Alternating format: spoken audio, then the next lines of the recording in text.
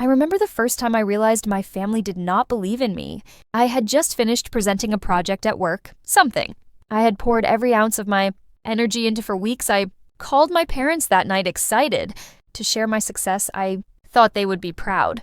But instead of congratulations, I heard laughter on the other end. "My Hazel, doing what exactly? That will never go anywhere," my father said, chuckling. My mother joined in her voice, dripping with mockery. "You really think you can succeed in that field? Honestly, you should consider something safer, something less ambitious." I felt a sting in my chest, like they had stabbed me with their words. I wanted to argue to defend myself, but I did not. I hung up, quietly biting back tears. That night, I stared at the ceiling in my bedroom, wondering if I was dreaming, or if this was really my life. The people who were supposed to support me, my own family, did not just doubt me, they mocked me. In school, I had always been the quiet one, focused, ambitious, determined to succeed. But home was different. Home was a place of ridicule. My achievements were never celebrated. My dreams were laughed at. And every time I thought I had a small victory, they found a way to diminish it. It was not just words. My siblings joined in whispering behind my back to friends and relatives. "Hazel, she is so clueless, she will never make it in life."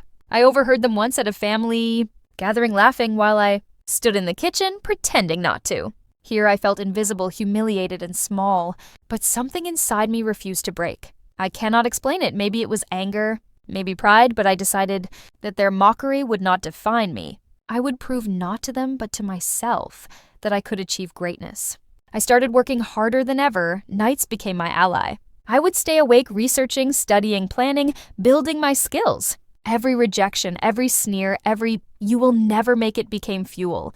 I learned business strategies, studied finance, attended seminars online, and absorbed knowledge like a sponge. I began my first small venture with just a few $100s I had, saved from tutoring and freelance work. It was modest, a tiny online store, but it was mine. They did not know about it. They would have laughed if they had. And the quiet satisfaction of proving myself in secret became addictive. Years passed, I slowly scaled up, reinvesting every profit. I learned from mistakes, accepted failure as a lesson, and refused to rely on anyone else. By this point, my family had written me off entirely. "Hazel, she is always dreaming. She will never be anything they said," as if my future was already set in stone. But I was different. I kept moving forward, building, quietly learning the ropes, and positioning myself strategically. I opened a small company, started acquiring assets, and slowly built a network of contacts. None of it was flashy. None of it was public. It was my secret triumph, growing like a tree in the shadows, unseen, unnoticed, underestimated. I remember the day I finally looked at the numbers of my growing enterprise. I had multiplied my small initial investment tenfold. I had built something tangible, something powerful, something that my family, my critics, my doubters would never have expected. And yet, I kept quiet. I did not flaunt it. I did not post it on social media. The more they laughed, the more I stayed silent, letting my work speak in the shadows. I was patient revenge, I realized, did not need to be immediate. It needed to be perfect. By the time I was 30, my small company had become a respected brand in its field. I had enough capital to acquire larger businesses, make strategic investments, and secure my financial independence, and all of it was done without them, without their support, without their recognition. I still remember the sneers at family gatherings. "Hazel, oh, she is still doing that little project," they would whisper.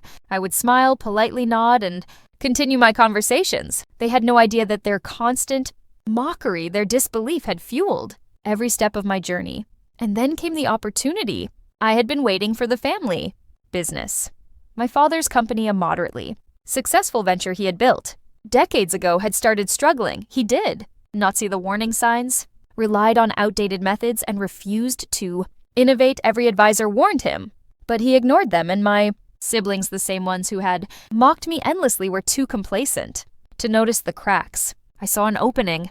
Quietly, I began researching, analyzing, and planning. I had the capital, the experience, and the confidence to take over. And unlike my family, I knew exactly what to do. I did not rush, did not make a show of it. I waited, I prepared. Finally, the day came. When I made my move, I approached the board of the company, presenting a detailed proposal for acquisition. My father and siblings were still convinced I was the same failing Hazel. They had laughed at all these years. Their surprise when the board approved my acquisition quietly without fanfare was priceless. This was my moment, not for revenge, in a cruel way, but for proof. Proof that patience, strategy, and relentless determination always pay off. The girl they mocked, the one they assumed would fail, was now in control. If you are enjoying this story, hit like, comment, and subscribe to Mortal Revenge. Trust me, you do not want to miss what happens next. The first time I walked into the family business as its new owner, my siblings' faces were pale. My father's jaw dropped. Every smirk, every sarcastic comment, every whispered insult from years ago flashed. Before my eyes, they had thought I would never amount to anything. And now, without shouting, without gloating, I was in charge. I did not rub it in. I did not mock. I simply got to work. The look on their faces, the realization of their own underestimation was enough. They had no leverage, no power, and no idea that the girl they had dismissed was now the woman calling the shots. The months that followed were quiet yet dramatic. I implemented strategies that revitalized the company, improved employee morale, and increased profits. Every decision I made was deliberate, calculated, and effective. My family now, employees under my direction, could only watch their disbelief, their whispered apologies behind closed doors, and their forced compliance were the only acknowledgement they could offer. I often reflect on those years of mockery and disbelief. The pain was real, the loneliness was real, but it taught me resilience, patience, and strategy. I did not seek revenge in the traditional sense. I let my success do all the talking, and in the end it spoke louder than any words could. Walking into the boardroom that morning, I could feel the weight of years of mockery behind me. My siblings, the very people who had whispered, laughed, and rolled their eyes at every achievement of mine, were now seated in the same room, but not as equals. They were employees, silent, witnesses to my rise. "Hazel," my father said, his voice barely concealing his shock. You are in charge." I smiled politely, letting the calmness in my voice contrast the turmoil. I could see in theirs, yes, I am. And I plan to start making some changes immediately. The whispers began before I even finished the sentence. My siblings glanced at each other, nervously exchanging subtle signals that I had never noticed before. Fear, disbelief, and respect mixed into a cocktail of emotions they had never imagined feeling about me. Every step I took was deliberate. I did not fire anyone unnecessarily. I did not humiliate them. I was methodical, calculating, and fair, but I also did not let them forget their place. Every time they questioned a decision, I reminded them of the board, approval, the strategy, and the data that backed my choices. Their once dismissive attitude evaporated. Under the weight of facts and competence, it was not just about them. Seeing me as powerful, it was about reclaiming my dignity. I thought back to the nights I cried silently in my room after hearing their laughter, their doubts, their "you will never succeed" statements. Those memories fueled me silently, a hidden fire that now blazed into action. At first, the changes I implemented were subtle. A new marketing strategy here improved employee engagement there. My family noticed improvements but could not pinpoint who was responsible. "It feels different," my father muttered during one meeting. "I do not know what changed, but it is working." The small victories encouraged me to push further. I began expanding the company into markets my father had ignored, bringing in young talent he would never have trusted, and modernizing operations. The board praised my decisions, but the best part was seeing my siblings' reactions. They had assumed leadership and innovation were beyond me, yet here I was guiding the company with skill, intelligence, and foresight. One evening, my sister confronted me privately. "Hazel, how did you— we thought we knew everything about this business." Her voice trembled slightly, betraying the mixture of fear and awe she felt. I looked at her calmly. "You did not know because you never tried. You mocked me instead. I learned quietly, built quietly, and now the results speak for themselves." The following months were a test of patience and resilience, my family especially. My siblings tried to challenge my authority subtly. They whispered rumors to employees, questioned my decisions in private, and even tried to regain influence over certain departments. But every move they made was anticipated, countered, and neutralized without public confrontation. I had learned from years of mockery that revenge was not about humiliation, it was about proof. Proof that they had underestimated me and that underestimating me was a mistake they would never forget. The turning point came when the company reached a milestone that even my father had considered impossible: profits. Surged client retention rates, skyrocketed, and employee satisfaction reached new highs. I decided it was time for the ultimate demonstration, not to humiliate, but to show undeniable proof of my abilities. I organized a family meeting, not a boardroom. Meeting a real one. I wanted them to see the results firsthand, to experience the truth they had ignored for so long as I presented charts, growth statistics, and expansion plans. Their expressions shifted from skepticism to disbelief, their whispered comments. The subtle jabs all faded as the evidence became undeniable. "Hazel, this is incredible," my father admitted quietly, a rare moment of vulnerability. My siblings could not meet my eyes, their pride swallowed by astonishment.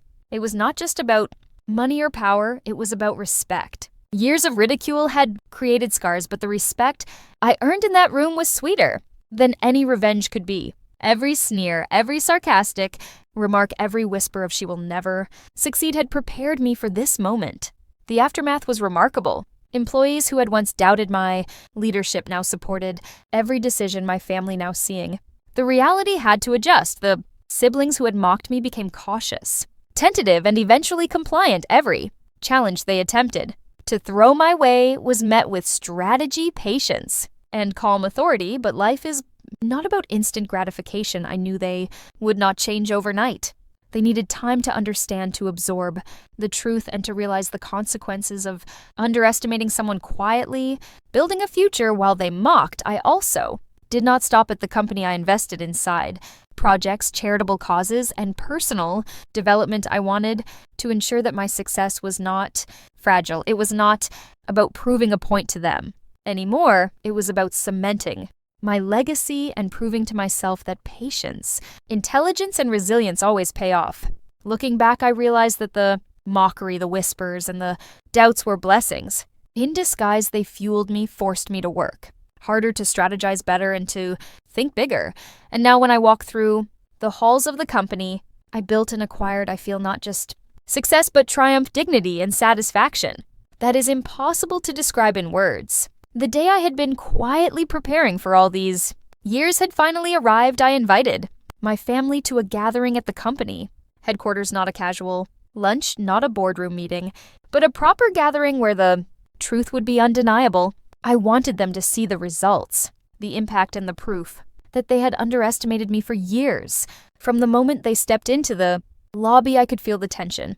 My siblings exchanged awkward glances, their usual smirks replaced by uncertainty. My father's expression was unreadable, a mix of disbelief and curiosity. They had all assumed I would be timid, hesitant, or simply fail again. They had no idea what awaited them. I began the presentation calmly, letting the visuals speak first. Charts, growth statistics, expansion, achievements, and employee testimonials. Every slide, every data point painted the story of a woman who had quietly, relentlessly, and brilliantly built her empire. Their whispers began almost immediately. "She did all this," my sister muttered, clearly trying to mask her astonishment. I did not realize my brother stammered, and then I told them the real story. The one they did not expect, I recounted. In measured tones, the nights I spent working while they laughed at me, the sacrifices I made, the countless times I had been mocked, belittled, and told I would never succeed. Every word hit harder than any boardroom presentation could I described. Their laughter at my career choices, the whispers behind my back, and the certainty with which they assumed I would fail. I watched their faces shift, slowly turning from smug confidence to shock, and finally to awe. "You all said I could not do it," I said, softly looking directly at them. "You mocked me, laughed at me, and treated me as if I were invisible, but I was always building something quietly without your approval, without your support, without your faith. And now here we are." There was silence. Not the awkward silence of a paused conversation, but a deep, reverent silence. The kind that comes when someone realizes the truth they had refused to see. One by one, my siblings lowered their eyes, unable to meet mine. My father finally spoke, voice tight and cautious. "Hazel, we underestimated you. We thought you would never achieve this." I nodded. "You did, and that was your mistake, but it does not have to define us anymore. I am not here to humiliate. I am here to lead and to show that patience, resilience, and determination matter more than mockery or doubt." The months that followed cemented this transformation.